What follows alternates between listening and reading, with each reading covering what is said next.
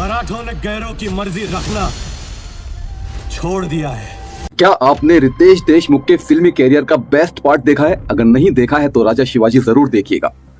हाथ में लाठी और तेवर तलवार की। लाठी से धर्म बचाओगे? धर्म की। 23 साल तक जिस रितेश देशमुख को लोगों ने इग्नोर किया, एक ही झटके में 23 साल के बाद उन्होंने सब कुछ बदल कर रख दिया। कभी मुगल, कभी आदिलशाही, इन्हीं सल्तनतों की छाती रौंद कर हिंदवी स्वराज्य का सपना देखा है हमने। राजा शिवाजी फिल्म लेकर आए तो ऐसा लगा कि जैसे 23 साल तक रितेश देशमुख जैसा हीरा कहीं छुपा हुआ था।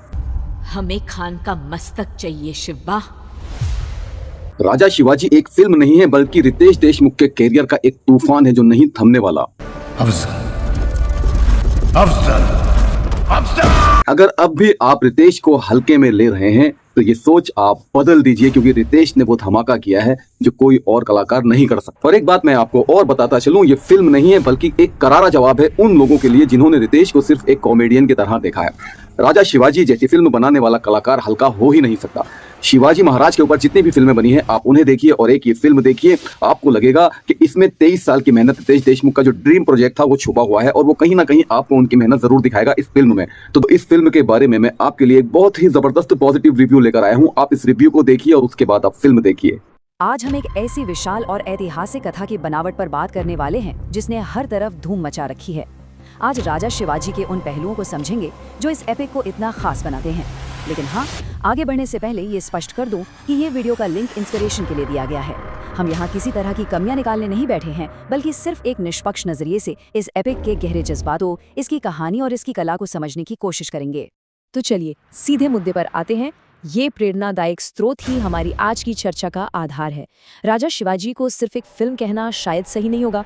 स्रोत के अनुसार ये रितेश देशमुख का पिछले 23 सालों का एक बहुत बड़ा ड्रीम प्रोजेक्ट है। अब सोचिए, जब कोई इंसान इतने लंबे समय तक किसी एक सपने को जीता है तो उसके काम में एक अलग ही जुनून दिखाई देता है।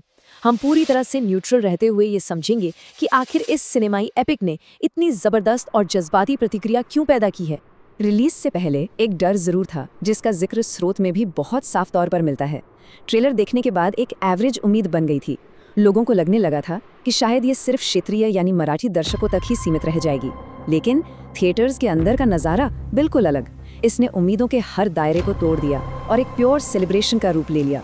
ये साफ दिखाता है कि जब कोई कहानी सच्ची हो और सही विषय पर बनी हो तो वो भाषा और सीमाओं की सभी बंदिशों को तोड़कर हर किसी के दिल तक पहुंच ही जाती है। अब आते हैं इस कथा के पहले मुख्य हिस्से पर, स्ट्रैटेजी, पॉलिटिक्स और चेस। और ये चीज एक बेहतरीन रूपक यानी मेटाफर से समझाई गई है। किसी भी ऐतिहासिक युद्ध को सिर्फ तलवारों के जोर पर नहीं बल्कि दिमाग से भी जीता जाता है।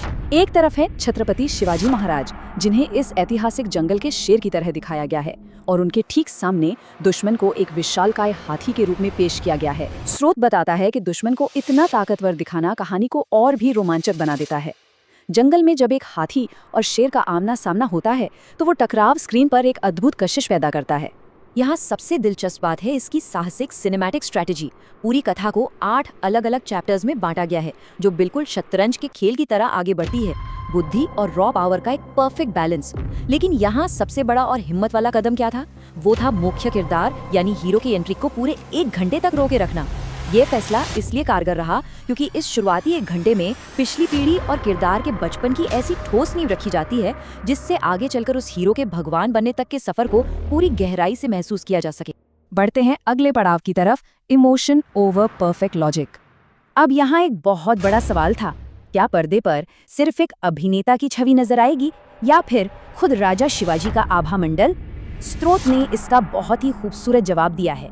डायरेक्टर ने यहाँ एक्टर की पहचान को पूरी तरह से पीछे छोड़ दिया है। हिंदवी स्वराज की संकल्पना और छत्रपति शिवाजी महाराज का किरदार इतना विशाल दिखाया गया है कि वहाँ किरदार निभाने वाले अभिनेता का चेहरा मायने ही नहीं रखता।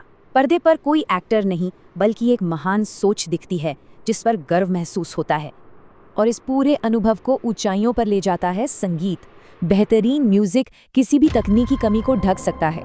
स्रोत इस बात की तरफ इशारा करता है कि हाँ, विजुअल इफेक्ट्स शायद थोड़े एवरेज लग सकते हैं, लेकिन इसकी पूरी भरपाई अजय अतुल के रोंगटे खड़े कर देने वाले बैकग्राउंड स्कोर ने कर दी है।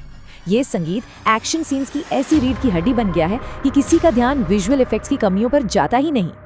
अब चर्चा करते हैं इस कथा के तीसरे हिस्से की, अ पावर हाउस कास्ट। चलिए देखते हैं कि इन किरदारों की एंट्री कैसे माहौल बनाती है। एक के बाद एक इन सितारों की स्ट्रेटेजिक प्लेसमेंट कहानी में जान डाल देती है। स्टेप 1 में है विद्या बालन, जिनके मजबूत और खून खौला देने वाले डायलॉग्स जोश भर देते हैं। फिर स्टेप 2 में आते हैं अभिषेक बच्चन, जिनकी फायरी परफॉर्मेंस दिल जीत लेती है। स्टेप 3 में संजय दत्त एकदम खौफनाक विलन मोड में दिखते हैं। और आखिर में स्टेप 4 सलमान खान की क्लाइमैक्स एंट्री। स्रोत के मुताबिक इनकी टाइमिंग ऐसी है जो पूरे 3 घंटे के रन टाइम को एक ही पल में पूरा वसूल करवा देती है। आखिर में आते हैं सबसे अहम और आखिरी हिस्से पर, प्रिजर्विंग मराठा हिस्ट्री। बड़ी स्क्रीन पर अपनी संस्कृति का बचाव करना, वो भी पूरे गर्व के साथ, बिना किसी झिझक के।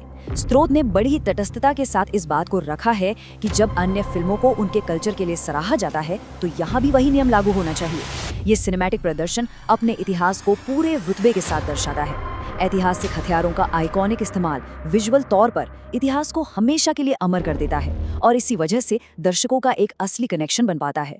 खत्म करने से पहले एक विचारोत्तेजक सवाल पर जरूर रुकना चाहिए, जो स्रोत ने पूरी शिद्दत से उठाया है। हमें मराठा इतिहास उतना क्यों नहीं पढ़ाया गया जितना मुगल इतिहास? यह एक ऐसा सवाल है जो सीधा सोच पर दस्तक देता है। किसी भी ऐतिहासिक कथा की सबसे बड़ी जीत यही होती है कि वो इतिहास को जिंदा रखे और अपनी जड़ों के बारे में और ज्यादा जानने की एक भूख पैदा कर दे। हमारे साथ इस डीप डाइव में जुड़े रहने के लिए बहुत बहुत धन्यवाद।